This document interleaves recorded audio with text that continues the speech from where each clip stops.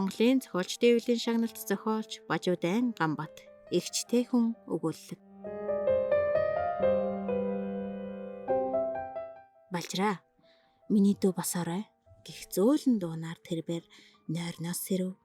Сэрснээ мэдгдэлгүй хэсгхэн хэвтлээ.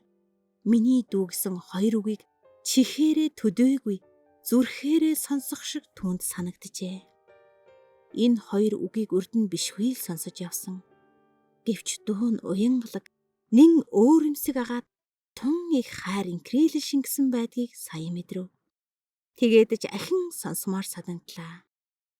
Түүний хүслээр болж миний дүү босоорой. Нар хөөрчихсөн шүү гэж Лүмүдмаа дахин дуудав. Ирцээлж яваа залуу хүү Балжир эдний өчигдрөөрөө шал согтуу иржээ. Балжир уг нь Лүмүдмаад нэг үг хэлэх гээд чадлагүй утсан юм. Гэвч тэр үгийг хизээж хэлэх учиргүй байж түүний оронд өөр нэг халуухан үгийг гарцаагүй хэлэх тавилан тохиожээ.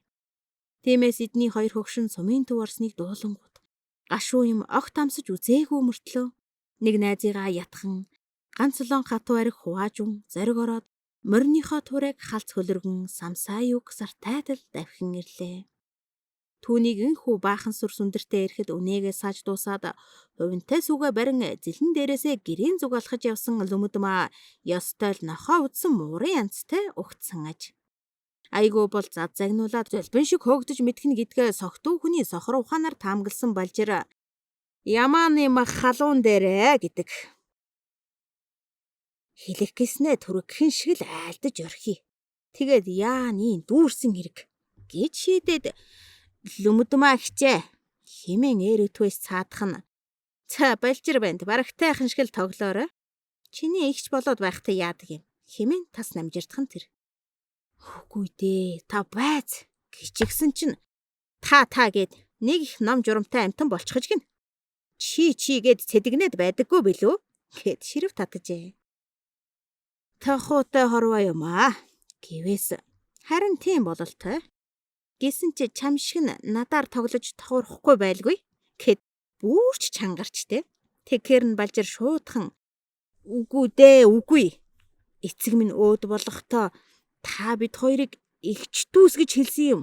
Химэн тултраатаад жаахан хуайтай мэгшин уйлжээ. Лүмүдмаа энэ үгийг сонсмогц Балжир руу нэг их том хараад амаа ангайн хөшчөж. Балжир өөр юм хэлж чадсангүй архиндаа дийлдэн салхинд хийсэх манаа ухаатай адил салбгасхийн унжээ.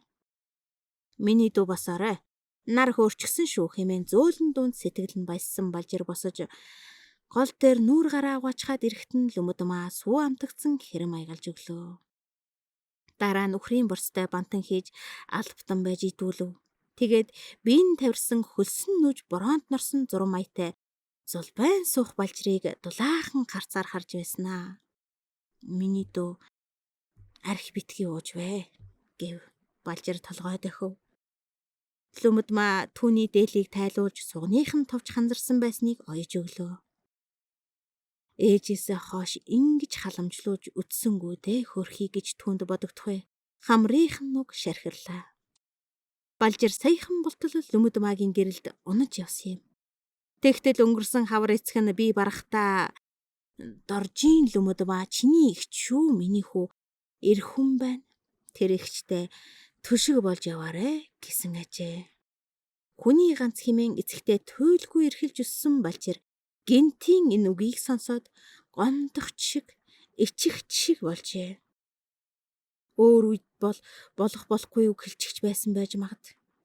Ааваасаа хойш энэ тухай бодох сэтгэл нь сүрхий хямардаг байлаа. Гэвч сүүлдээ Лүмүдмаад хэлгсэн.